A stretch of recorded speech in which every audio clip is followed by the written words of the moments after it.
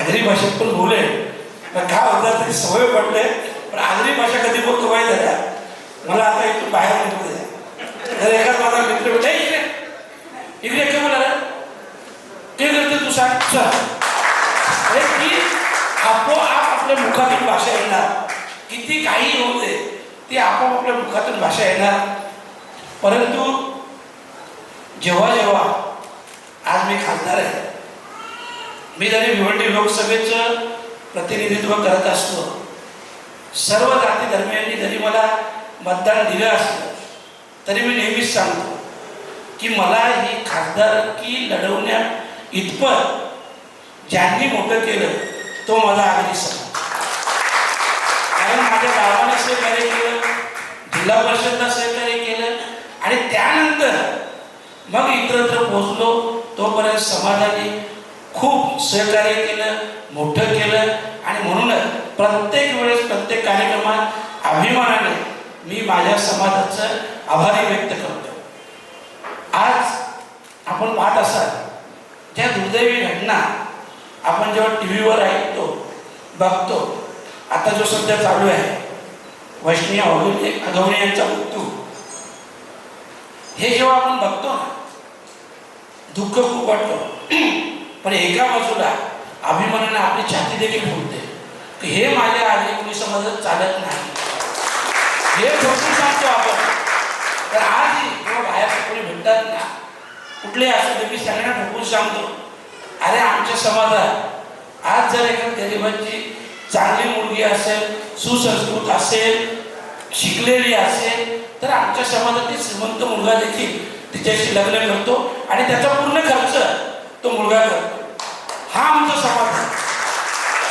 हुंड्यासाठी बळी घेणारा आमचा समाज नाही. परंतु तरी सुद्धा अलीकडं समाजात बऱ्याच आपल्या तरुणांमध्ये आपण पाहतो की बऱ्याच काही वाईट गोष्टी घडत आहेत. त्या देखील आपण सगळ्यांनी, कारण आता आपण सगळे उपस्थित आहोत, आपण सगळे या समाजाचे जबाबदार नागरिक आहोत, जबाबदार व्यक्तिमत्व आहोत आणि म्हणून आपली सगळ्यांची जबाबदारी खूप मोठी आहे. आणि मी तर म्हणेन की आता आपण दुसऱ्याला तिसऱ्याला चौथ्याला शिकवण्यापेक्षा प्रत्येक समाजातील आपल्या प्रत्येक माणसानं जर असं ठरवलं की यापुढे मी माझा घर सांभाळेन, माझा मुलगा शिकलाच पाहिजे, माझी मुलगी शिकली पाहिजे, वाईट व्यसनांपासून दूर राहिले पाहिजे आणि त्याच्यासाठी तुम्हाला हे सांगतो, रोज सगळ्यात बांधवाला सांगतो, रोज तुम्ही तुमच्या मुलांशी बोललंच पाहिजे. अनेक पालक बघतो जे मुलांशी बोलतच नाही. मुलगा आला, शाळेत गेला, कॉलेजला गेला, इतर काही डिप्लोमा करत असेल पण वडिलांशी वगैरे बोलणं होतं. तर असं नाही, वडिलांशी बोलणं झालं पाहिजे. तेव्हा मुलगा त्या मुलाला आपण विश्वासात घेऊ शकतो. आणि बघा, ठाणे जिल्हा असू दे, रायगड जिल्हा असू दे, नाशिक जिल्ह्यातही आपण आहोत, पालघर जिल्हा, या मुंबईमध्ये देखील या सगळ्या आजूबाजूच्या जिल्ह्यांमध्ये आपण खूप मोठ्या प्रमाणात आहोत. पण या सगळीकडे एवढी मोठी डेव्हलपमेंट वाढलेली आहे की आपला समाज इथं हरवून जात आहे. जे सत्य आहे ते सांगतो मी, प्रत्येक मीटिंगमध्ये समाजाच्या सांगतो का तुम्हाला जर वर्चस्व करता आलं नाही तरी चालेल, पण अस्तित्व टिकवता आलं पाहिजे आणि ते टिकवा. आम्ही तुमच्या सोबत आहे. बघा, मी हे ना कधीच आयुष्यात कुणाला दोष देत नाही. आणि तो माझ्यापेक्षा मोठा झाला, हा माझ्यापेक्षा मोठा झाला. माझं स्वतःचं म्हणणं आहे, मी पहिले शोधतो मी कुठं कमी पडतो, आपण कुठे कमी पडतो हे पहिले शोधा आणि मग पुढे चालतो. एक ना एक दिवस यश आपल्याला नक्की मिळतं. माझी हिस्ट्री तुम्हाला माहीत असेल, मी पण शून्यातून इथपर्यंत आलो. मी 2 वेळा, एकदा विधानसभा हरलो, एकदा लोकसभा हरलो. जनरली असं मोठ्या मोठ्या निवडणुका हरल्या की माणसं उठत नाही, पण मी दुसऱ्याच दिवशी उठायला हेही सांगतो. दुसऱ्या दिवशी उठायला, कारण माझ्या आयुष्याचं ध्येय होतं की मला एक नाही दिवस आमदार किंवा खासदार बनायचं आहे आणि काही, आणि म्हणून सतत मी त्या गोष्टीचा पाठपुरावा करत राहिलो, त्याविषयीचं काम करत राहिलो. आणि मी नेहमी म्हणायचो की देवाला पण एक दिवस मला द्यायला लागेल. तर देव पण कंटाळेल, कारण करायचं काय, हा काय थांबतच नाही, ऐकतच नाही. देवालाही मला एक दिवस द्यायला आहे. आणि जेव्हा माझ्या परिवारात विषय निघाला, तुम्हाला खरं सांगतो, देवाच्या कृपेने जेव्हा माझं लग्न झालं ना 31 वर्षापूर्वी, मी माझ्या बायकोला फक्त 2 तोल्याचं मंगळसूत्र आणि ती 6 ग्रामची शिकली. कारण मी रेमंडला काम करायचो तेव्हा मला 1800 ते 2000 पगार होता. 1994 काय नेऊ शकतो. त्यानंतर नोकरी सोडली, व्यवसायात लागलो, देवाच्या कृपेने सक्सेस झालो. आणि आज जेव्हा इथपर्यंत पोचलो तेव्हा माझी पत्नी नेहमी मला सांगायची की आता देवाने आपल्याला सगळं दिले. कारण लग्न झालं तेव्हा स्कूटरच होते, आता सगळे काय आहे, आता सोडा राजकारण, जाऊ द्या, कशाला तो वाद, कशाला ते इलेक्शनच्या मोठं 1-1.5 वर्ष आलं. मी माझ्या बायकोला बोलतो, तुला वाटतो ना, चल मी सोडतो. एक लक्षात, मी जर आमदार किंवा खासदार नाही झालो तर मेल्यानंतर मला स्वर्ग मिळणार नाही, मोक्ष मिळणार नाही. हे जेव्हा बोलतो, माझी पत्नी बोलली नाही, तुम्हाला व्हायचंच नाही, हे लक्षात ठेवा. आणि मी आजही सांगतो की ह्या दुनियेत कुठलीच गोष्ट अशक्य नाही, सगळ्या गोष्टी शक्य आहेत. योगायोगाने बघा, आपण इथले भूमिपुत्र आहोत, आपण इथले भूमिपुत्र आहोत. आपण सगळ्यांनी मिळून आज आपण पाहतो, गुजराती समाज असेल, मारवाडी समाज असेल, उत्तर भारतीय समाज असेल, आज इथे एकता मंच बोलतो. आणि त्या मंचाच्या माध्यमातून ते त्या समाजातील लोकांना घरं असतील, त्यांच्या व्यवसायासाठी मदत असेल, सगळे काय करतात. मग आपण काय नाही करू शकतो, आपणही करूया ना. एक दिवसात होणार नाही, पण एक दिवशी नक्की होईल, नक्की होईल ना. या जिल्ह्यात किती लाख आदिम लोक आहेत सांगा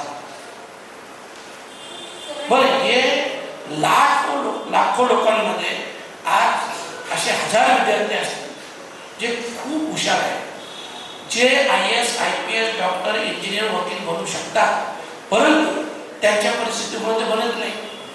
एक वैयक्तिक बाळाला किती लोकांना मदत करणार. पण जर आपल्या समाजाच्या प्रत्येक नागरिकांनी ठरवलं आणि महिन्याला फक्त 1 रुपया काढला, 1 रुपया, तर या समाजाची हजारो पोरं शिकतील पण आणि येणाऱ्या युगामध्ये टिकतील पण. कारण आता शिक्षणाशिवाय पर्याय नाही. आणि म्हणून सगळ्यांना मोबाईलचा जमाना आलेला आहे. मोबाईल खूप चांगली आहे, खूप वाईट आहे. वाईट गोष्टींपासून आपल्या मुलाला दूर ठेवा. त्याही बाबतीत सांगतो, मी जरी 12वी शिकलो, परंतु 12वी पास झाल्यानंतर मी कॉलेज पूर्ण करू शकलो नाही.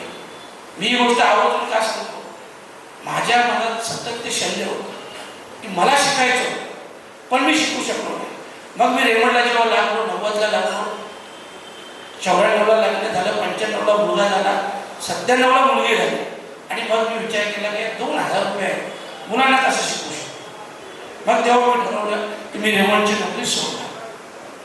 दादा बायकोला सांगितलं मी नोकरी सोडतोय, भावाला सांगितलं, लगे भावाने येऊन 2 कानफडीत मारून गेला, शिवाय घेऊन गेला, बायकोही रडायला लागली. तर त्यावेळेस रेमंड खूप प्रसिद्ध होते. फक्त मी माझ्या बायकोला सांगितलं की बरं, एवढ्याशा पैशात मुलांना कसं शिकवायचं, पुढचं भविष्य कसं करायचं.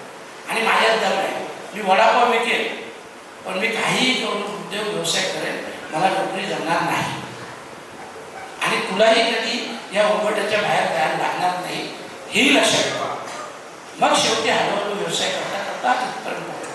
पण तेही करताना तुम्हाला हे सांगतो, मी प्रत्येक वेळेस माझ्या मुलाला रोजच सांगायचो, असं समजा की तुला ग्रॅज्युएशन पूर्ण करायचं आहे, कारण ती माझी अपूर्ण इच्छा आहे. आणि मुलगी माझी खूप हुशार होती, तिला मी नेहमी सांगायचो तुला डॉक्टरच व्हायचं आहे. आता मुलगी MDच्या लास्ट इयरला आहे, मुलाला ग्रॅज्युएशनही केलं, पोस्ट ग्रॅज्युएशन. म्हणजे आपण आपल्या मुलांच्या मनावर, माझं सांगण्याचा उद्देश एवढाच आहे की इथं आपण लाखोच्या संख्येने राहतो, समाज आहे, हा जिल्हा आपला आहे, जिल्हा आपला आहे. परंतु नेत्यांच्या मुळे मी स्पष्ट सांगतो, मी खासदार व्हायच्या अगोदर सुद्धा समाजाच्या नेत्यांना दोष द्यायचे तर तुम्ही कुठं कमी पडता हे तुम्ही कधी विचारत नाही. आज समाजाचे किती प्रश्न आहेत सांगा ना. आगरी समाजाचे काय व्यवसाय उरलात का? रेतीचा व्यवसाय केला, खडीचा व्यवसाय केला, दगडाचा व्यवसाय केला, दहीभट्टीचा व्यवसाय केला, कुठला व्यवसाय आपला सांगा, खाडीची अवस्था तुम्ही पाहिली असेल, मच्छीमारीचाही नाही. ह्या सगळ्या गोष्टी जबाबदार कोण आहे? आपण स्वतः जबाबदार. मी आजही सांगतो की उद्या जेव्हा जेव्हा समाजाचे प्रश्न येतील मी प्रामुख्याने मांडेन, कारण आज मी खासदार आहे. जर आज मी माझ्या समाजासाठी काही करू शकलो नाही तर उद्या हा माझा समाज मला माफ पण करणार नाही. आणि हे लक्षात ठेवा, या समाजाने अनेक घडवले, अनेक वाढवले, आणि मग तुम्ही काहीच नाही केलं तर त्याला संपवलं. आणि म्हणून ही वेळ प्रत्येकावर येत असतो. फक्त तुम्ही त्या वेळेस ज्या तुम्ही जबाबदारीवर असाल त्या जबाबदारीचं भान ठेवा. माझं आजच्या दिवशी एवढंच सांगणं आहे, प्रत्येकाला जातीचा अभिमान 100% असतो. आणि आपण तुम्हाला माहित आहे, जनरली आपला आगरी कोणी समाज असं आहे का तो इथून दुसऱ्या राज्यात राहायला जात नाही.